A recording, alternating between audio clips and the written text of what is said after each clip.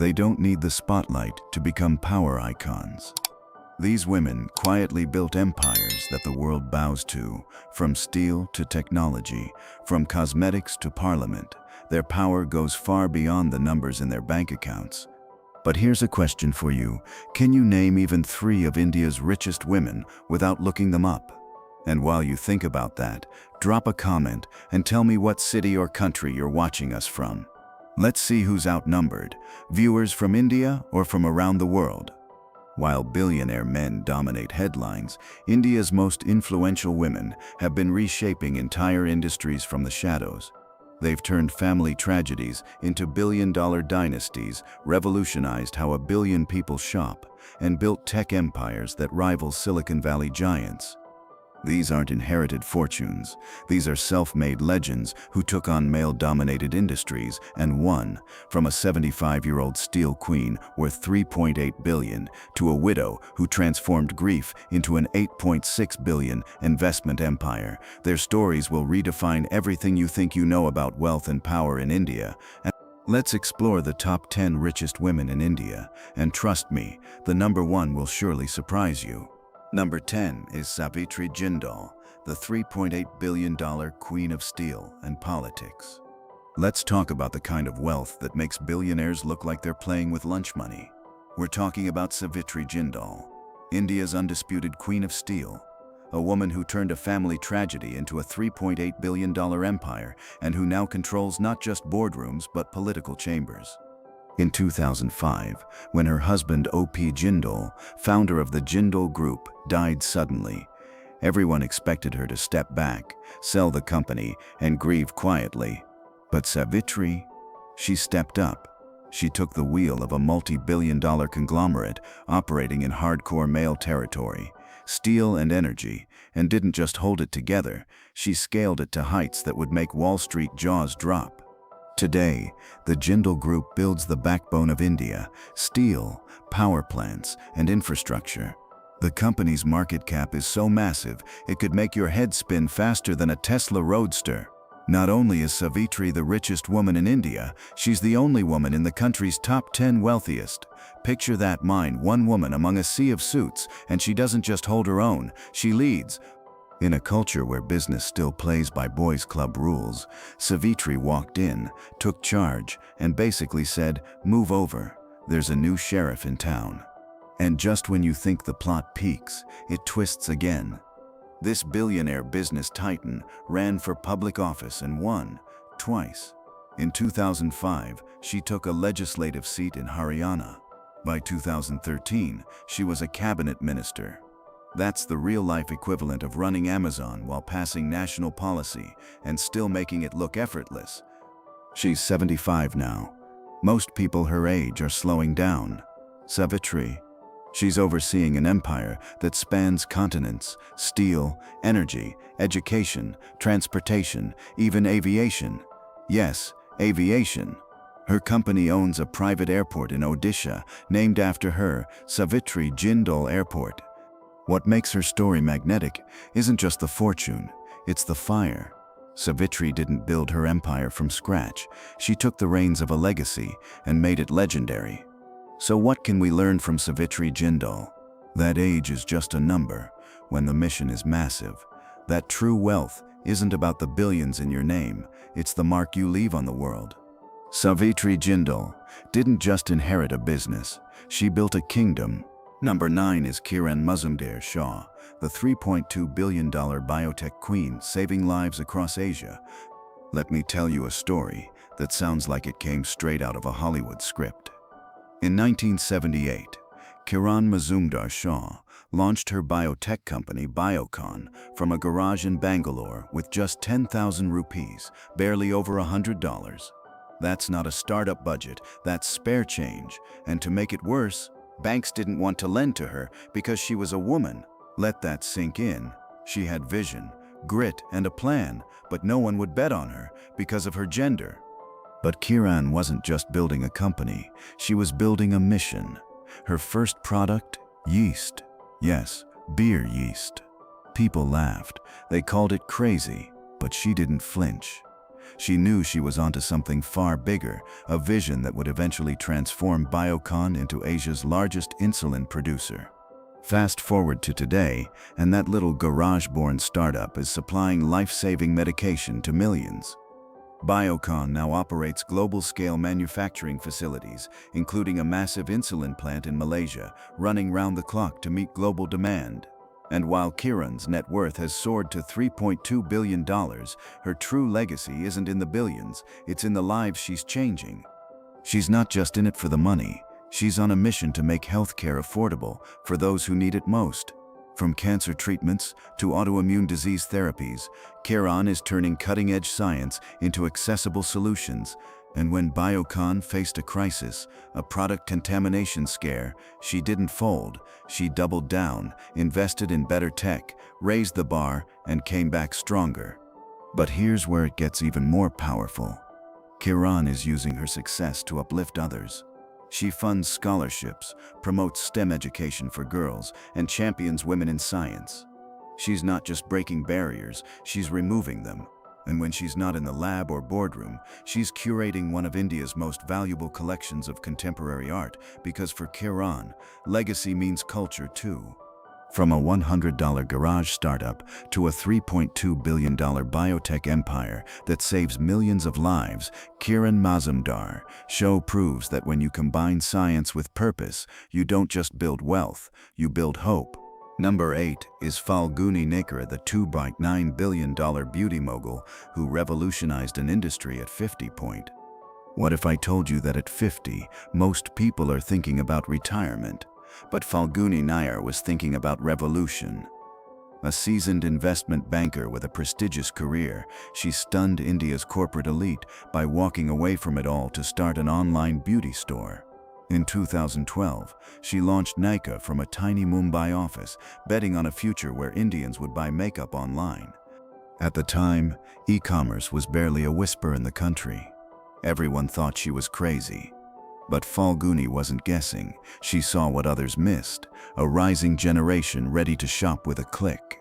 Armed with financial savvy and razor-sharp instincts, she built Nykaa into a beauty empire. The challenge was enormous. In a market where consumers insisted on seeing products in person, she had to convince millions to trust a screen. It's like selling perfume without scent. She didn't just crack the code, she rewrote it, and she did all this after 50. The numbers tell an incredible story.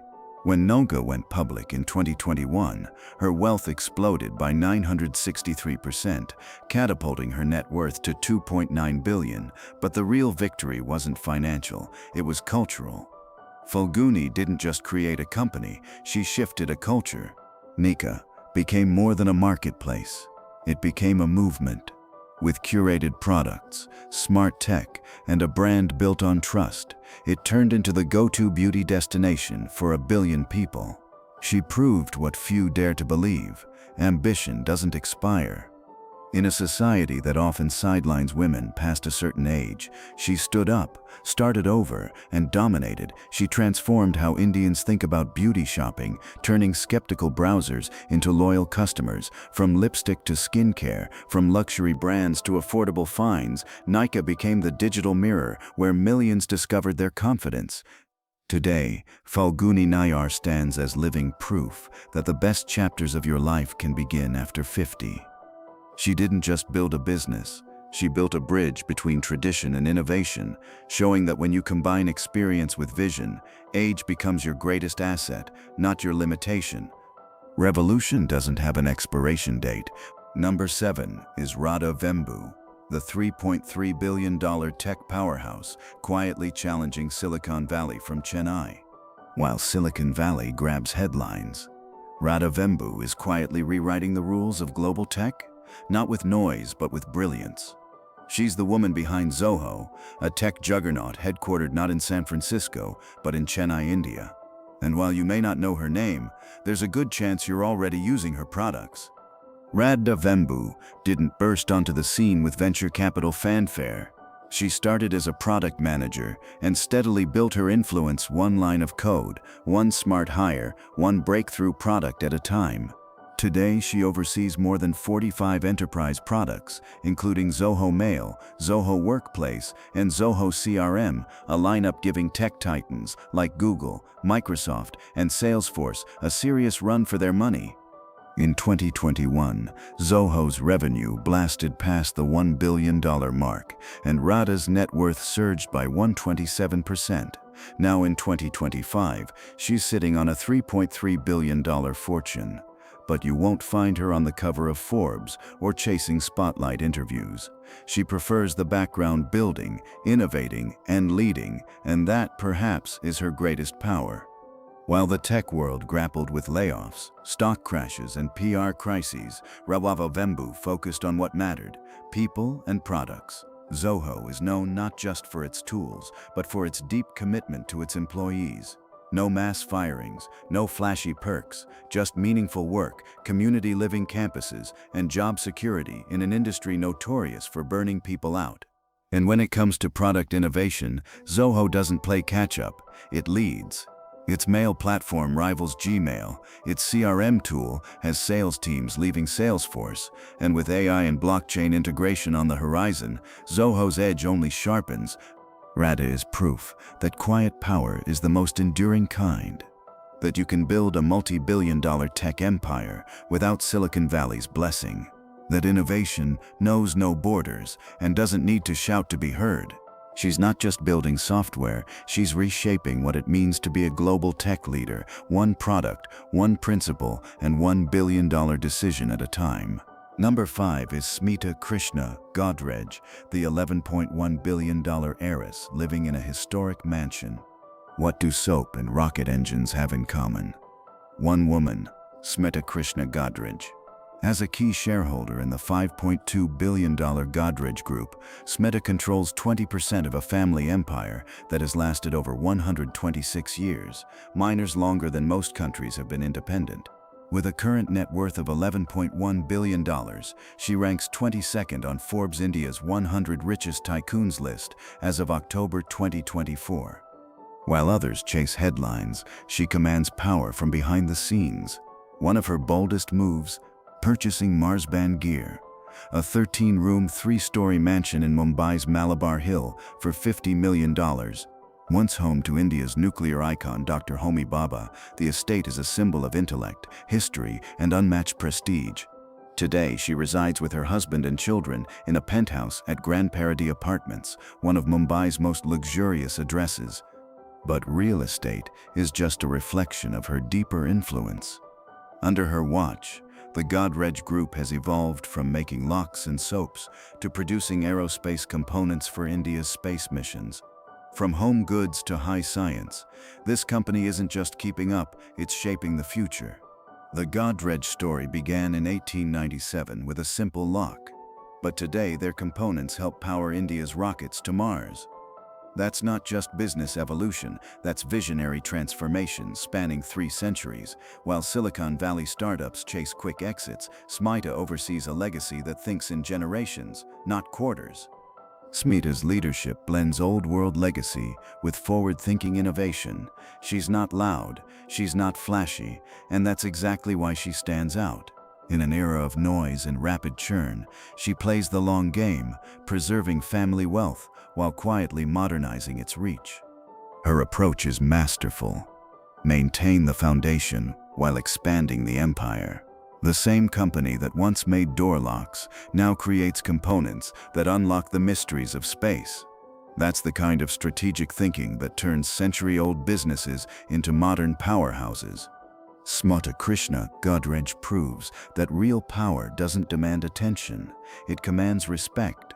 She's not just maintaining a legacy, she's redefining what it means to lead one of India's greatest business dynasties in the 21st century. Number 3 is Renuka Jagatiani, the $5.6 billion retail queen, turning Dubai into her global empire.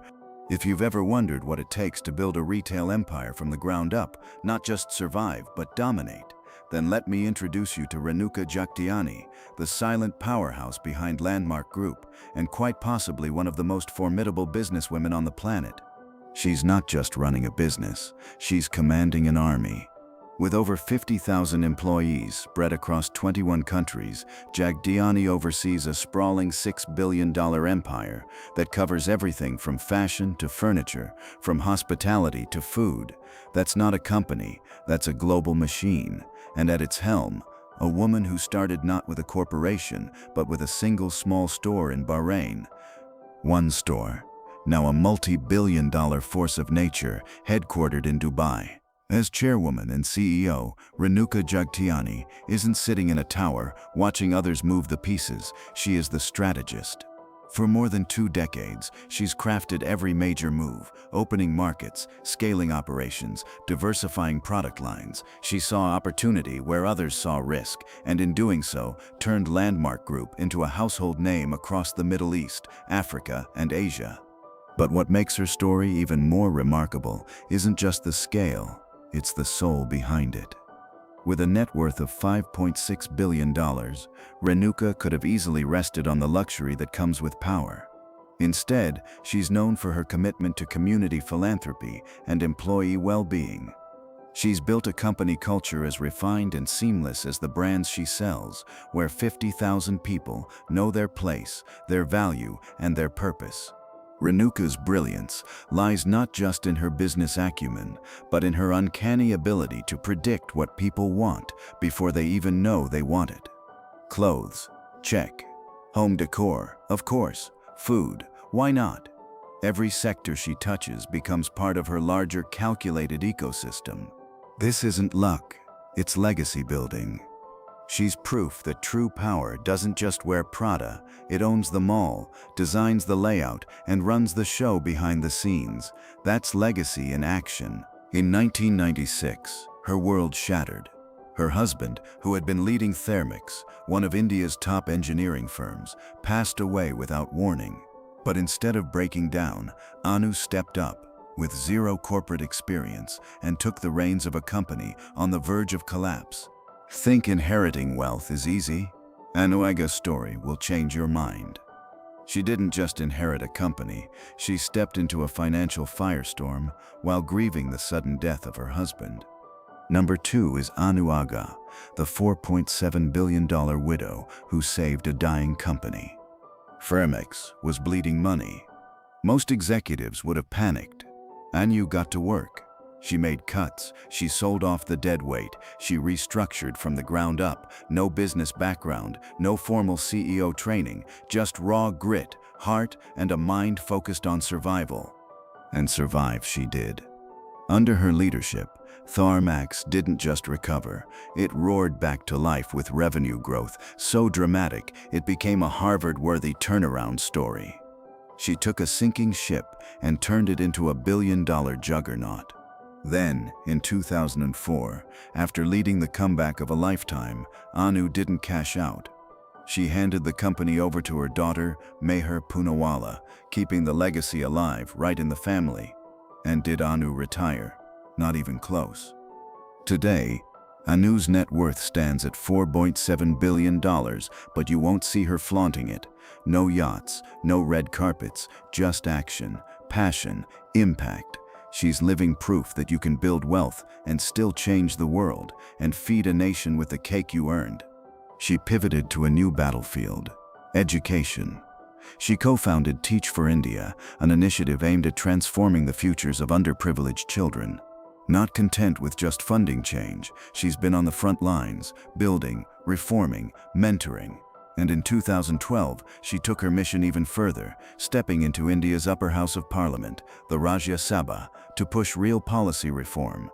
Anuaga didn't just rebuild a business, she reshaped a legacy and redefined what power looks like when paired with purpose.